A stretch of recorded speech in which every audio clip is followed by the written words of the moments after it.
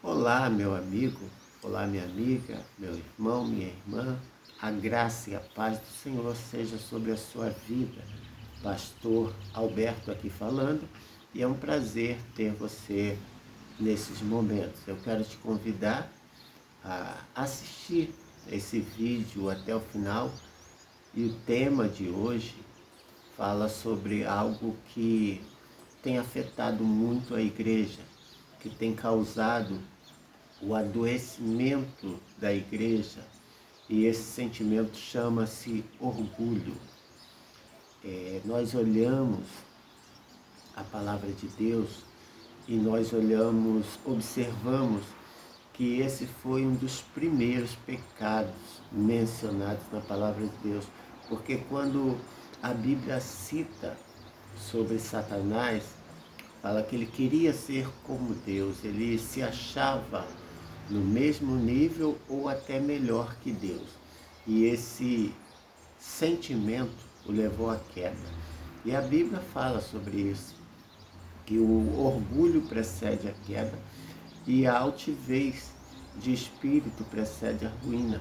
Está escrito em Provérbios. E o texto que eu quero citar hoje, tomar por base aqui, ele está em Tiago, no capítulo 4. E diz assim, adúlteros, no versículo 4. Adúlteras, não sabeis vós que a amizade do mundo é inimizade contra Deus? Portanto, qualquer que quiser ser amigo do mundo, constitui-se inimigo de Deus. Ou cuidai vós que em vão diz as Escrituras, o Espírito que em nós habita tem ciúmes, antes ele dá maior graça.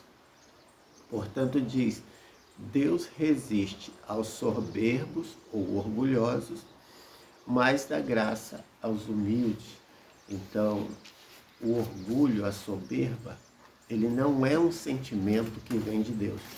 Ele é um sentimento pecaminoso que é ativado ou estimulado pelo inferno, por Satanás, por aquele que foi o primeiro orgulhoso.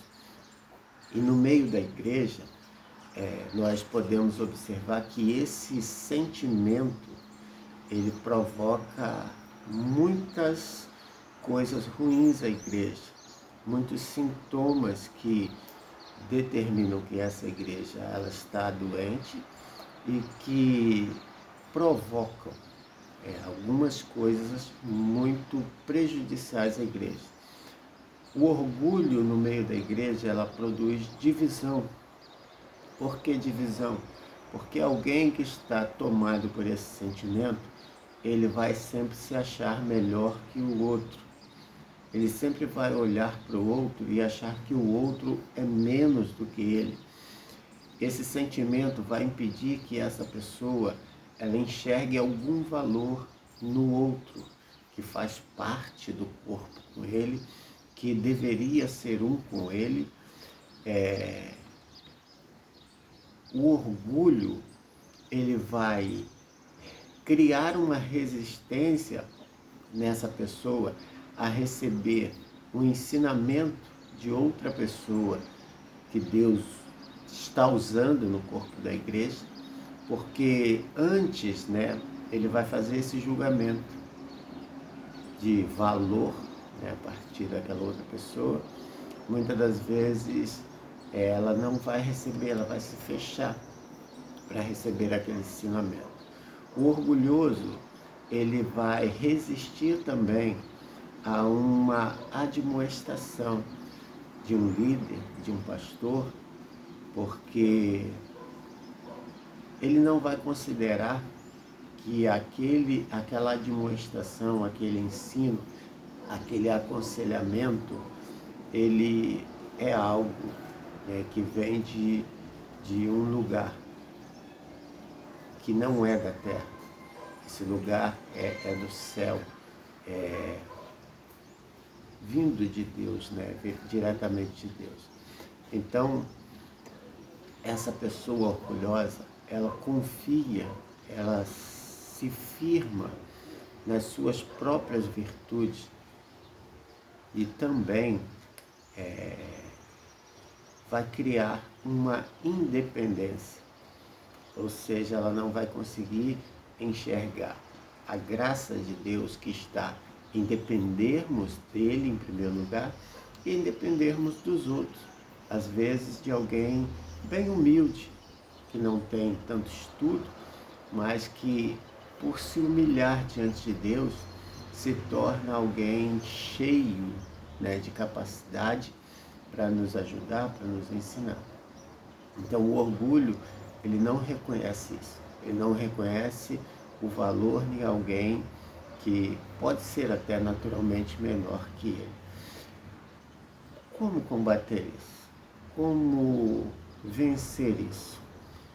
Volto mais uma vez, a gente está falando aqui sobre reconhecer a sua parte, né, no adoecimento da igreja. Cabe sempre a nós perguntarmos, será que eu sou aquele que está adoecendo a igreja? Porque o orgulho, né, é um dos sentimentos causadores daqueles sintomas que foram falados no primeiro vídeo. Mas ele não é o único, porque, como eu disse nos outros vídeos, a falta de sabedoria, ela cria, né, um ambiente ruim na igreja. A falta de paciência, ela também cria um ambiente ruim na igreja, cria contenda, divisão.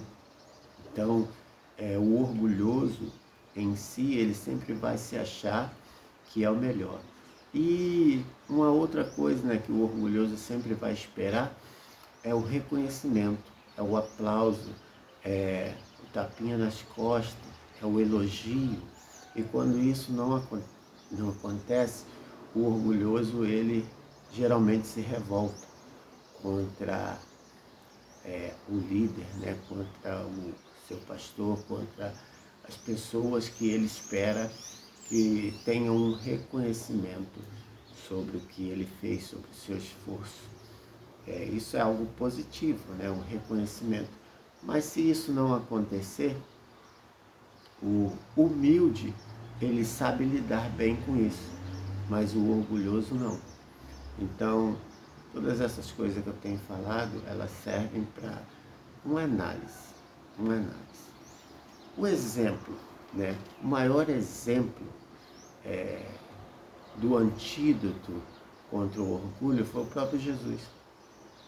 Aquele episódio onde ele reúne seus discípulos e lava os seus pés, é o maior exemplo de humildade, né? Porque a humildade, ele é o remédio contra o orgulho. Então, Jesus, sendo Deus, sendo o líder dos discípulos, ele lava os pés num sinal de humilhação, num sinal de serviço, de servo, e ele ensina aos seus discípulos ali que quem quer ser o maior ou o maior, que seja aquele que serve. Então, se você se reconhece como alguém que tem um pouco de orgulho, que seja orgulho, esse orgulho que há no mundo, o remédio é se humilhar. E a Bíblia nos diz: humilhai-vos debaixo da potente mão de Deus, que ao seu tempo ele vos exaltará. O remédio contra o orgulho é a humilhação. E se você pertence a Deus e voluntariamente você não se humilha, pode ter certeza que Deus, Ele mesmo, vai te quebrar, vai te quebrantar um dia, para que você reconheça que sem Ele você nada é e você nada pode.